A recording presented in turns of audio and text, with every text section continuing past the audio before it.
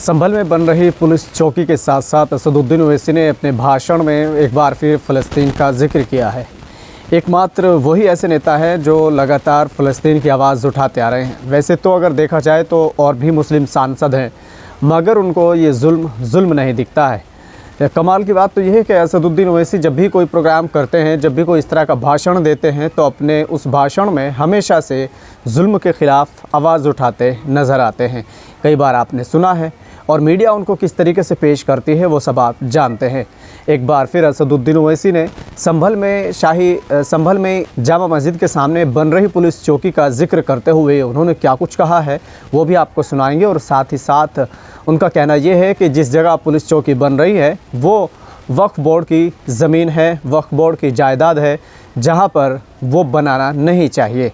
अब इसको लेकर उन्होंने बाकायदा तौर पर आर्टिकल्स भी गिनवाए हैं और साफ़ तौर पर उन्होंने ये भी कहा है कि उतने दायरे में उन्होंने पूरा एक क्राइटेरिया भी बताया है कि पुरानी जो आसार कदीमा जिसको कहते हैं, या पुरानी जो इमारतें होती हैं, जो पुरानी ऐतिहासिक धरोहर होते हैं, उनके आसपास इस तरह की चीज़ें नहीं बननी चाहिए। कितना क्राइटेरिया है वो सब चीज़ें बताई हैं। इसी के साथ साथ उन्होंने फ़लस्तीन का भी जिक्र किया है।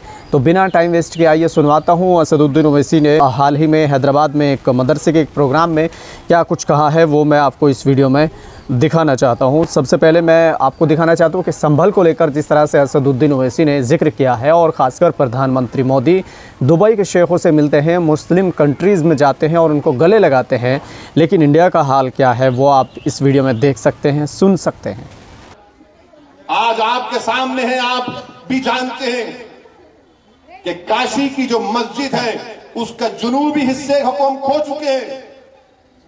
मस्जिद में नमाज नहीं हो रही है, कुछ और चीज हो रही है। काशी में जो वजू खाना है उसको बंद कर दिया गया है। मथुरा की ईदगाहों पर ललचाई नजरें लगा कर बैठे हैं। संभल की मस्जिद का किस्सा आपके सामने है। एक ही दिन में केस पड़ता है, 1.5 घंटे में ऑर्डर हो जाता है, 1 घंटे के अंदर सर्वे हो जाता है और 5 लोगों को गोली मार कर शहीद कर दिया जाता है। इससे भी दिल नहीं भरा तो संभल की मस्जिद के सामने, संभल की मस्जिद आसार कदीमा का प्रोटेक्टेड मॉन्यूमेंट है। प्रोटेक्टेड मॉन्यूमेंट का कानून यह है कि उसके 100 मीटर के अतराफ में कोई तामीरी नहीं हो सकता। ये पार्लियामेंट का कानून है। मगर ये कौन सी संभल की पुलिस है जो आसार कदीमा के प्रोटेक्टेड मस्जिद के 100 मीटर नहीं बल्कि उसके 5 फीट के फासले पर आउटपोस्ट बना रहे हैं, और वो आउटपोस्ट वक्फ की जमीन में बना रहे हैं। मुरादाबाद के 39A में वो वक्फ का दर्ज है, सुन्नी वक्फ बोर्ड में दर्ज है, वहां पर संभल की पुलिस बना रही। नरेंद्र मोदी गए थे कुवैत को, तो कुवैत के शेखों से बड़ा गले लपट के मिले। अब बुला के कुवैत के शेख को दिखाओ कि तुम्हारी हुकूमत यहां पर क्या कर रही है, क्या कर रही है उत्तर प्रदेश की हुकूमत। क्यों आउटपोस्ट बना रहे हैं संभल में, ताकि पीछे जो बाउली निकली है उसका रास्ता बंद करना चाहते।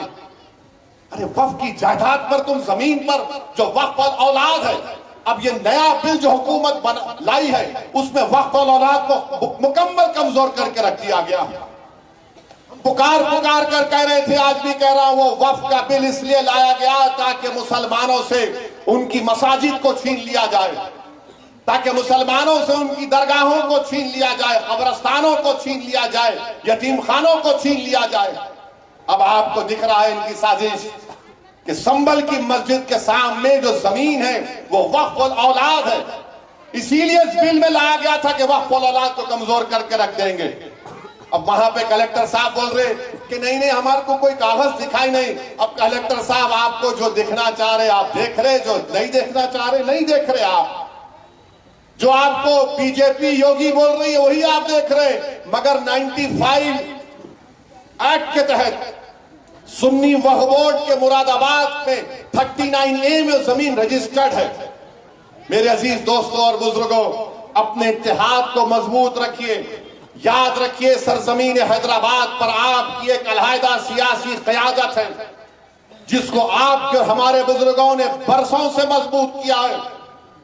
और आपकी एक सियासी अलहदा क़यादत की वजह से आप देखते हैं कि हिंदुस्तान की पार्लियामेंट में मजलिस इत्तेहाद और मुस्लिमीन बेबाकी के साथ उन तमाम मसले और मसाइल को उठाती है। हालिया पार्लियामेंट का सेशन हुआ, हमारे आईन के संविधान के 75 साल को मनाया गया। जब मैंने पार्लियामेंट में उठकर कहा कि 1962 दिसंबर में श्रीनगर में अल्लाह के रसूल सल्लल्लाहु अलैहि वसल्लम के मुंह मुबारक की चोरी हुई थी, पूरे मुल्क में दंगा हुआ और उसके बाद मौजूदा बंगाल जो हमारे मुल्क में है वहां से 8 लाख मुसलमानों को जबरन मौजूदा बांग्लादेश में ढकेल दिया गया, तो कई लोग यकीन नहीं किए।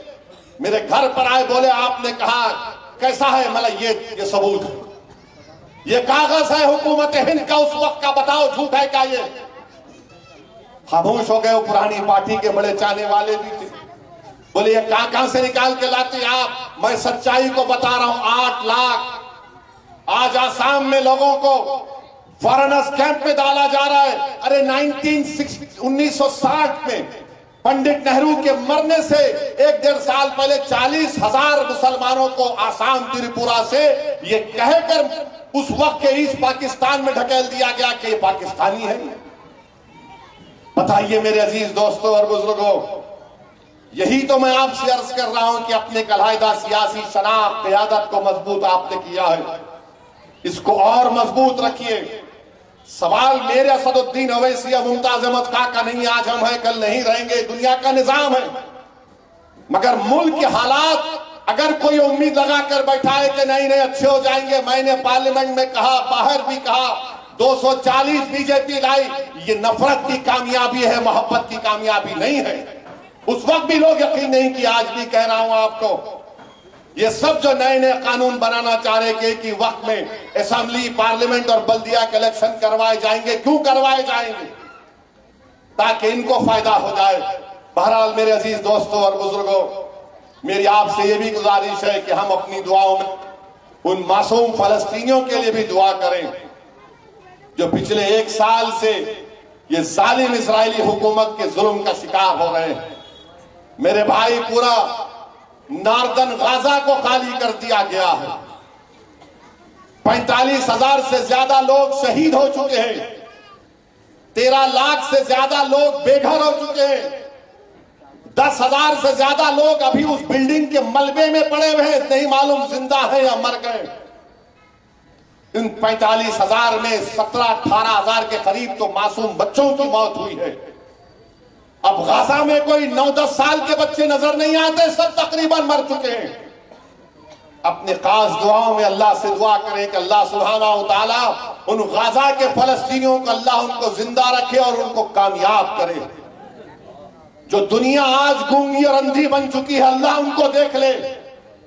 जो दुनिया उनके लिए तंग कर दी गई है, अल्लाह उनके लिए दुनिया को कुशादा फरमा दे। हम दुआ करें अल्लाह से कि गाजा में जो लोग, आप अंदाजा नहीं कर सकते, अगर किसी का हाथ कट गया तो बगैर बेहोशी का इंजेक्शन दिए उसके हाथ को काटा जा रहा है। अगर कोई जख्मी है तो उसको बेहोश करे बगैर उसका इलाज हो रहा है। अंदाजा लगाओ कितनी तकलीफ हो रही होगी गाजा के फलस्तीनियों पर। हम अल्लाह से दुआ करते थे, करते और करते रहेंगे कि गाजा के फलस्तीनियों की अल्लाह गैब से मदद करे और अल्लाह इन जालिमों का खात्मा करे। मेरे अजीज दोस्तों और बुजुर्गों, अल्लाह सुब्हानहू व तआला हमको तौफीक दे कि हम कुरान और सुन्नत पर अमल करें। और अल्लाह से हम दुआ करते हैं कि अल्लाह मदरसा और उलूम को अल्लाह और उसको मजबूत बनाए, तरक्की दे और इनके जिम्मेदारों को अल्लाह उन पर रहम फरमाए। वाखिर दावाना अल्हम्दुलिल्लाहि रब्बिल आलमीन।